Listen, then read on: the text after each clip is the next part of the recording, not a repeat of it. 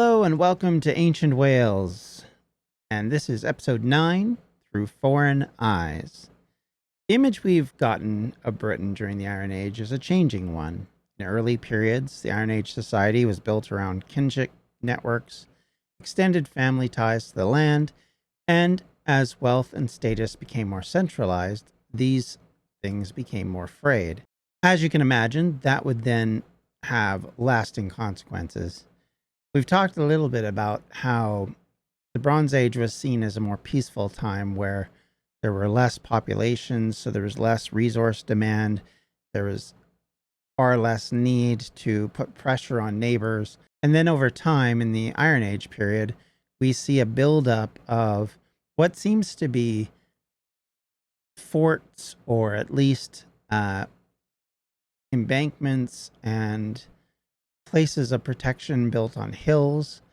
We see enclosures being made to keep various towns or villages, if you want to call them that, safe from others. And we know that these places were attacked, that they had issues with raiding, with being burned down at times. We've seen evidence of this in the records that have been found through archaeology. And we know that the militarism was on the rise. Burials from the early Iron Age show a more uniform treatment, suggesting a relatively egalitarian worldview.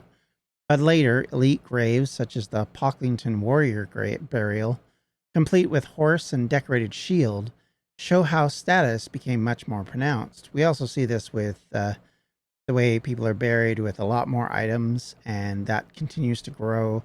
And we see evidence of trade in that because we start to see items that weren't necessarily from Britain being buried with these people, which is part of the reason why we know they existed here. Some people became visibly, in quotes, more important than others, not just in life, but of course also in death. And this is part of the reason why we have so many examples of this. And you can see why that would happen if you have a military instead of a society built up of, a village elder with a bunch of farmers who are effectively just trying to make a living, making maybe some little trades here and there with people wandering through, but largely being uninterrupted. Suddenly now you get this pressure from, say, maybe down the road, there's a new family that's moved in, or new people that have moved in, or a new tribe that's moved in, who are settling in the area, and they're starting to need the land, the water, the resources of the area just as much as you do. And you can see why this would start to cause friction, start to cause an imbalance in society, because people would start to see a need to have protection. And with that protection, of course, comes military, comes religion, which always is with us at that point, but even more so then, because you have religious elders that are growing in status and power, and they are developing a society with much more stratified than what we would normally expect at this time period. And at least in Britain. Obviously, in other parts of the world, this has already happened many, many years ago. If you go back, say, in Egypt or Mesopotamia, you're talking thousands of years prior. These things are happening all over, but they're starting to happen in Britain, one might even argue, for the first time. All of this becomes much more important, and like I said, develops into opportunities for more conflict and for more need of conflict. And so people who can specialize or show that they're brave and able to fight suddenly become very important to you. People who have knowledge of the land, who have knowledge of surrounding area, how to get crops grown the best, or have access to knowing how to follow animals, that becomes very important because, of course, animals are a key ingredient with the survival of humans in this period when, let's be honest, throughout all of our lives, in the way that they're hunted, the way that they are raised as livestock, the way that they become slowly over time a part of the human community with the eventual use of dogs and cats, and in the development of things like sheep and cattle and all of these things, chickens, all becoming domesticated, all becoming important to the growth of human society. All of this will alienate what were the traditional communal bonds. As individual households grew in power and inequitability rose, the collective values that once underpinned tribal life may have been undermined, as you would imagine. The development of special items like the golden torques we talked about a couple of episodes ago would also be an outward visual display of possibly power, possibly wealth, more likely both. And all of this use of different metals also is incredibly important. Keep in mind, it's not easy to get metal. It's not easy to make things out of metal in this period. The difficulty of forges, and especially in Britain, where most of the technology is relatively new, the value of someone who knows how to do it and who can make quality product is something that would be valued probably more than just about anything else. So you can understand why those people would suddenly become a key ingredient of society, an important member of society who would have influence in some sort of council, maybe, or in the village elders, if you want to use that terminology, or with the development of what could be a king-like figure, if we were to talk about that, or a queen-like figure, because keep in mind, Celtic society, as far as we've been able to identify, at least in Iron Age Britain, seems to show that there was not the same male-female dynamic, and that they changed over time. So sometimes females would have a larger role in society, and other times it would be the men who would have the larger role. Over time, it changes quite dramatically, and I would argue that probably part of what was driving this was the warrior class, because as a warrior elite develops, you end up having a much broader sense that the males in society are starting to control things. They're starting to take positions of power. And yes, there were females who were said to have been a part of this class, but they were still relatively small by comparison to the amount of men in that situation, and likely had a lot less power because of that. And so we see this change starting to happen at a time when societies are breaking down, when social strata is changing, more formalized religion is developing, and in the meantime, you have this entire agenda of whom and what are important, again, changing. Chariots, for example, and we mentioned the chariot before, but became over time a weapon of choice for those seeking to move quickly over land and to defeat their enemies, either with overwhelming force or possibly just with a show. The idea that you would have someone wheeling in with their chariots, maybe a band of chariots, all yelling and screaming, likely painted in various bright colors and different items with almost demon-like looks about them, and of course screaming at the top of their lungs while they're doing this, probably shaking weapons or firing spears at people, shooting arrows at people, doing the things to sort of intimidate people. And that may have been enough. We don't really know, and this is where it's a lot of speculation based on other evidences, that this would go on, mostly because I think we haven't found lots of examples of what would be considered battles in this period. We find warrior dead, but we don't find loads of battle dead. You know, people who've been injured in fighting and died in a location and then they're buried en masse there. You're not finding loads of that. Now, there could be a number of different reasons for that, because of course there isn't a lot of people in Britain at the time.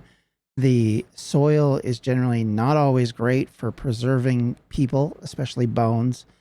And so that disappears quite quickly. As well, we lose, anything that isn't a metal product or a stone product goes away quite quickly as well. Like anything made of leather and different things like that are going to disappear. Cloth, of course, would be another thing. So you don't have tons and tons of evidence, but is it a lack of incident or a lack of evidence? It's hard to really know for 100% surety, that that's the case. I think we could argue that both could be true. I think we have to understand that fighting as we think of it, with mass battles, with massive troops, one, in the writings of the ancient times, and we'll go through this as we approach Roman Britain, that those numbers are always speculative at best. Most people figure that they've added a zero or two on the numbers, or they've just made them up from whole cloth because the writers weren't there and couldn't know necessarily. Like, you think of some of the famous writers of Roman history, such as Cassius Dio, who's writing about the Roman Republic hundreds of years after the Republic has already fallen and there's an empire. Is his battle information going to be correct? Is the numbers of people involved and the people involved specifically going to be correct? That's always a part of the problem, right? We don't have choices here. We have to accept to a degree what they're saying, because what they're saying is important enough that we can't ignore it. And frequently we find evidence of what they've said, at least to a degree. So you can't just write it off as, oh, they're just speculating, or, oh, they really didn't know. And we're going to see this a little bit in the discussions about what these writers thought of Britain before the Romans landed in Britain or shortly thereafter, and kind of their understanding of what the tribes of Britain were like and who they were. But keep in mind through all of this that they're doing it from sometimes places that are nowhere near where they're located, where all of these things are going on, or they're in centuries that go well beyond the point that they're talking about, and we can't always be sure. It's like having somebody from today trying to write a historical review of the world from the beginning to the end. You know that there's going to be parts of that story that are incomplete. Now, they might not be inaccurate, but they're maybe stuck with sources that are inaccurate and they don't have anything better to go on. All of that we have to take into account. So we do give them a benefit of a doubt in that we don't immediately think, oh, they're lying. But we have to keep in mind, too, that it doesn't mean that they're telling the full truth, or in some cases, telling the truth. Think of Gulliver's Travels, which, the idea of someone being captured by little people, very little people, and being kidnapped effectively and then told to work for them. All of that kind of stuff, or the Jonathan Swift stuff that was written in the 1700s. All of these kind of stories about foreign lands and strange tales of explorers in the world, not very far away from our own, are usually mythological at best. But it doesn't mean that they're not interesting stories. It doesn't mean there couldn't be a grain of truth within them. But it does mean that we have to be careful to not always accept what they say at face value. With all that in mind, let us continue, shall we? Over time, social strata changes, and everything, because of that, becomes much more formalized. And we start to see the influence of trade in the local populations, the development of especially Roman trade as Gaul starts to be captured becomes much stronger. We start to see Roman items entering into Britain. This will pick up in great speed once Julius Caesar lands, because even though he doesn't last long there, his touch to the island has now made it achievable to have further connections, and the Romans start to continually connect. And because of this cross trading, the tribes in Britain, especially the ones on the east coast of Britain, begin to develop similar ideas. Like, they mint coins, they do things in a way that are much more Romanesque than we would think of probably would be the case before this. And all of that is important because it colors our understanding of when we talk about the people before the Iron Age who were influenced by Iron Age craftspeople, the Latenia culture to give a specific example. You don't have to move en masse to create influence. But the difference is when you move en masse, you get to influence what that commonality is. Whereas in the way that the Celtic culture developed in Britain, it had a very distinct British spin, something that wouldn't have been the case as the Romans arrived, where they started to put a Roman spin on British things and made Britain more Roman than Britain. Again, we'll get to all that later, but for now, that's something to keep in mind when we talk about these things. Later, Julius Caesar, as mentioned, provides more direct observations during his invasion from 55 to 54 BCE. He invaded twice. He wrote in the Gallic Wars about the Briton tribal structure with chariots, fierce resistance, and the development of religious people who were seen as sort of the critical elders of society, which he would call druids. And whether those druids were the same druids from like Gaul or the surrounding area, which is where he first learns the name, is up for debate. But nonetheless, he pinned that on them because of that. And of course, he noted that people painted themselves, and he always, in his description of it, calls them painted with woad, a type of blue paint that we see in things very historically and accurately, like Braveheart. But it's something that would have been questionable. And we don't really know, again, going back to the authenticity of it, whether that's accurate or not. We know, based on some of the descriptions that we have from centuries before that, that Britons did paint themselves, very similar to other people, because other tribal peoples have done this forever. But it doesn't mean that they painted with woad or did things to make themselves more prominent, shall we say, in hairstyle, in other appearances, and kind of showing themselves up for battle, as it were. This kind of thing, though, does give us a glimpse into what the tribes of Britain were like.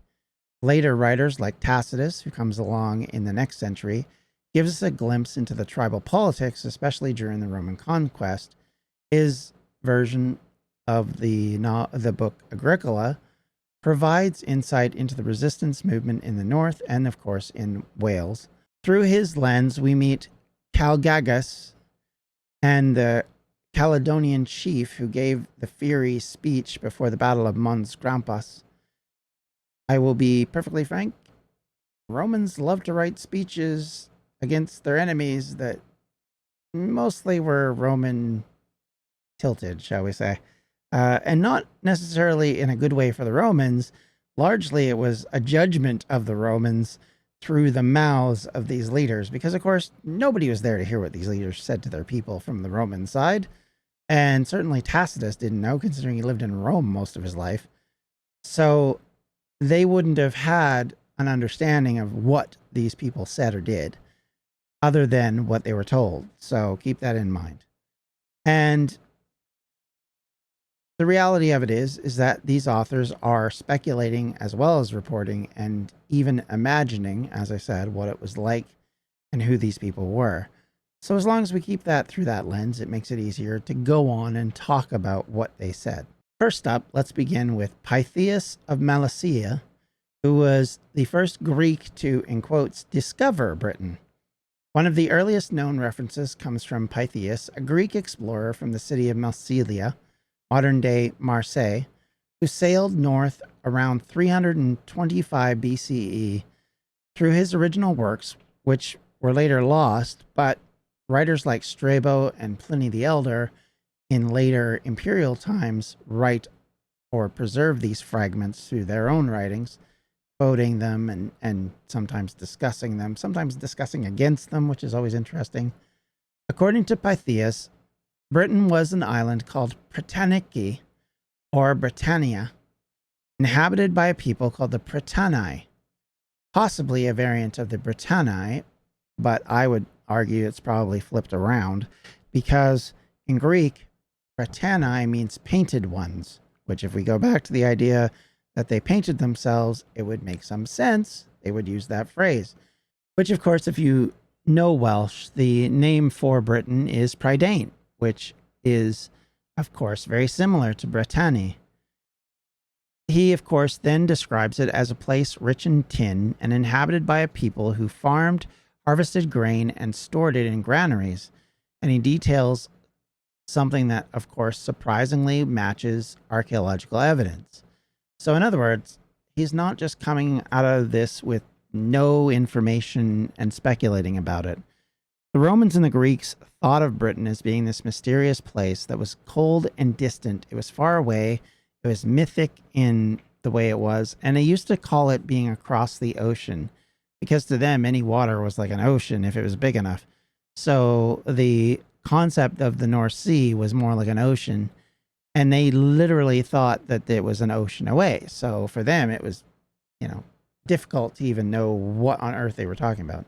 Pytheas also wrote about the land beyond Britain, Thule, which he described as the edge of the world, where the sun barely set during the summer. While Thule may have been Iceland or northern Scotland, it is mentioned to help embed Britain as a mythic geography. And again, the fact that it is far away, unknown, cold, something that they wouldn't necessarily understand in Rome and in Greece, and the entire society is very different, right? So that's the first evidence that we have. So from 325 BC, so almost into the middle of the Iron Age in Britain.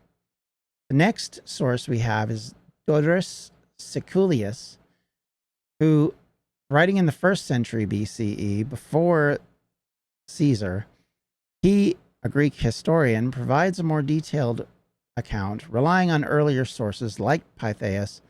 He focuses in on Britain's resources, especially its tin mines in Cornwall, which you, again, would, from a Roman perspective, become very important because owning that is worth doing. Owning a bunch of farmland, not so much. He describes how Britons dug deep shafts into the earth to extract tin, which they then transported by carts to ports. From there, the tin made its way across Gaul to the Mediterranean. This image of Britain as a resource-rich but peripheral economy reflects both its actual trade connections and how it was valued by outsiders. Oh, that's the place where you get the tin from. Oh, that's nice. But they're also known a bit for its gold, although it's not really mentioned in these writings, but that is another thing that Britain becomes known for as well. He also paints a picture of the Britons themselves as barbaric but not savage.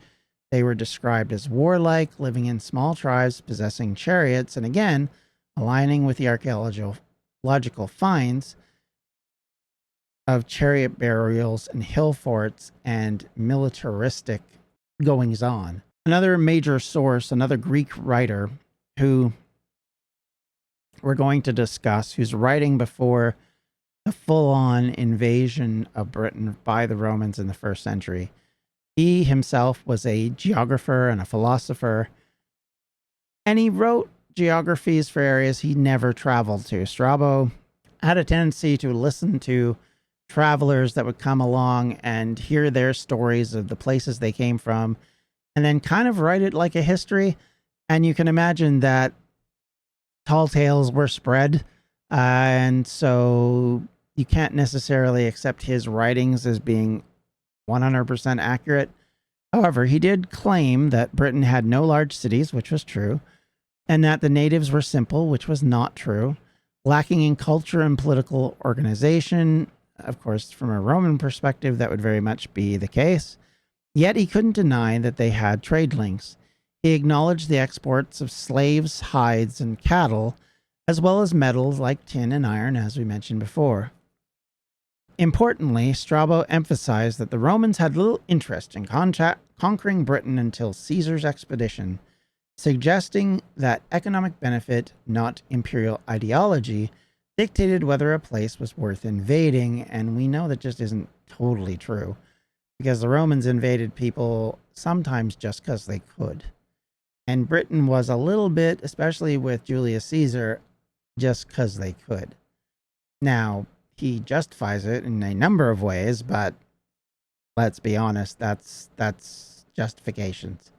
Making up justifications to keep himself in his province and away from judgment, specifically for his political crimes and war crimes by the Senate, which is why he kept fighting in Gaul rather than going back and facing up to all of the things he had done, which he wasn't supposed to do, including, by the way, fighting in Gaul. All of this is kind of has to be understood in that context. And again, we'll get into this a lot more as we go through Roman Britain.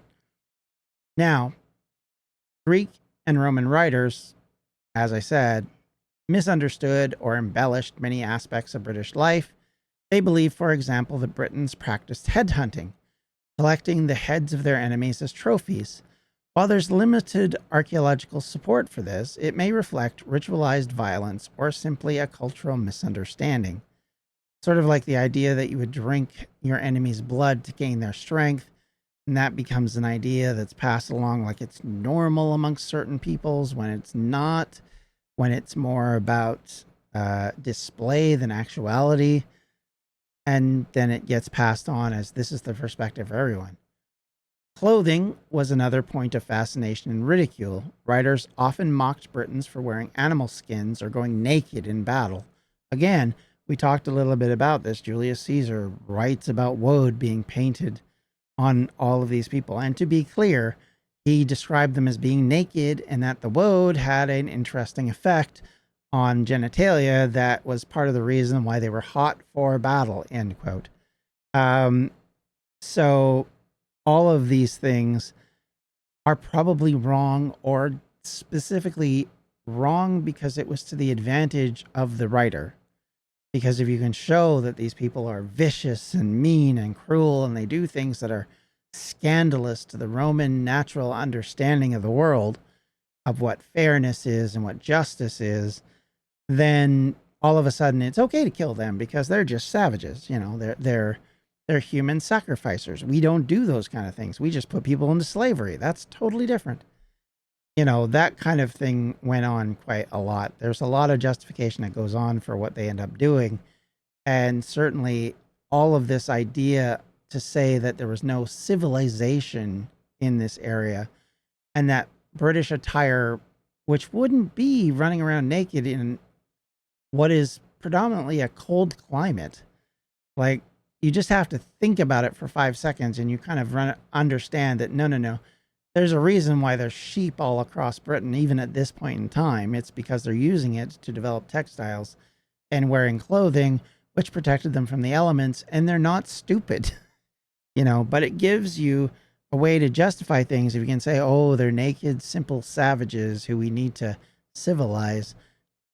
Sounds familiar with some of the justifications that happen later in history, but that's kind of what the Romans like to do. They like to negate the other side to make them seem harsher, but also make them less human, so that when they did defeat them and they became a part of the empire, well, we're just helping them out. You know, we're civilizing them. We're making them one of us. So they get all the advantages we have, you know, flowing water and all this stuff that Rome brings along with it, along with an army that just settles and dominates the landscape for the better part of half a century, you know, little things like that. So for some of these Roman thinkers, Britain was more than just an exotic land. It was a canvas on which they could project ideas about society. Take Poseidonus, the Stoic philosopher of the 1st century BCE, who never went to Britain, but wrote extensively on the Celts of Gaul and possibly Britain through analogy. He saw their customs as evidence of a society uncorrupted by luxury, offering a mirror to Rome's own decadence, something Tacitus will also do in his descriptions. Mentioned that before very early on in the Welsh History podcast. We will be mentioning it once again when we get to Roman Britain, because it's such a key part in how they justify what they're doing, but also as a reflection back to say, hey, you guys may not be doing the right thing because look what you're doing. This romanticizing of the so-called noble savage, in quotes, became a trope. Ironic, considering that these same savages would become subject to the Romans and take part in many military campaigns for centuries to come. However, these texts that were written in this period, right before the actual initial invasion by Julius Caesar, or in some cases written before the main invasion that comes later, is that they are seeing a place which isn't familiar, a place which is different than what they are used to, that presents itself as different, that is strange and romantic and very myth filled. The ideas of an age that is so different from their own that they find it fascinating. But also, oh, by the way, there's all these lovely resources over there that we could use. Why should we let them have it? And of course, there's slaves and there's conquest and there's settlement that we can do if we take Britain, which we can't really do if we just sit in our little pocket. All of these things influence what we see coming, which is that Rome will look at Britain and eventually will see it as a place not of separation and to be left alone or maybe made into a client kingdom, but a place where they can use it to invade, to win rewards, win land, win money, and importantly, win political favor that works well in a very militaristic empire where claiming conquest becomes just as important as what family you're from or how much money you have. And in some cases, largely more important to a lot of these men. And that in and of itself pushes them towards this place and towards what we are looking at in the ancient world as the rise of the Roman Empire spreading across Western Europe and of course, in the East and into Asia. All of these things that are happening are coming at once, and they're coming hard for a lot of different people. But certainly, if you're looking at it strictly from a British perspective, you've got a society that's been built up a certain way, that has a certain language, a certain culture, a certain way of doing things, a religious understanding which is far different from what's coming. And now all of a sudden they have to deal with what's coming, and how they react to it will be important to the rest of the story. Next month, when we do our next episode, it will be our 10th episode. It will be the last in this particular series before we move on to Roman Britain. And that will probably begin in August. And if not August, then September. It depends on time frame. And I will probably put that up as a separate series from this one. So be aware if you see it as Roman Britain instead of ancient Wales, that's why. And it'll be focused on Britain as a whole and on the story of Britain, both in the initial stages of dealing with the arrival of the Romans and in the consequences thereafter, the developments, the archaeology, the entirety of the change that happens in Britain, and cover it as best we can through the decades and centuries that they control Britain until they abandon it. And so much of what Wales is today owes itself to the end of the British under Roman rule. So with all of that said and done, I'd like to thank everyone for listening or viewing today. If you have any questions, comments, or concerns, you can always reach me at the Welsh History Podcast at gmail.com. You can always reach out to me at most social media at Welsh History Pod, or on Facebook at facebook.com/Welsh History Podcast. And hey, if you'd like to help out this particular podcast and help out with the research we do, you can do so at patreon.com/Welsh History. Everything and anyone who contributes is appreciated, and you do help me make this podcast even better. Thank you very much. Have yourselves a wonderful rest of your day. We'll talk to you later. Bye-bye. Welsh History Podcast is a member of the Evergreen Podcast Network. To find more information on them, you can do so at evergreenpodcasts.com. Thanks for listening.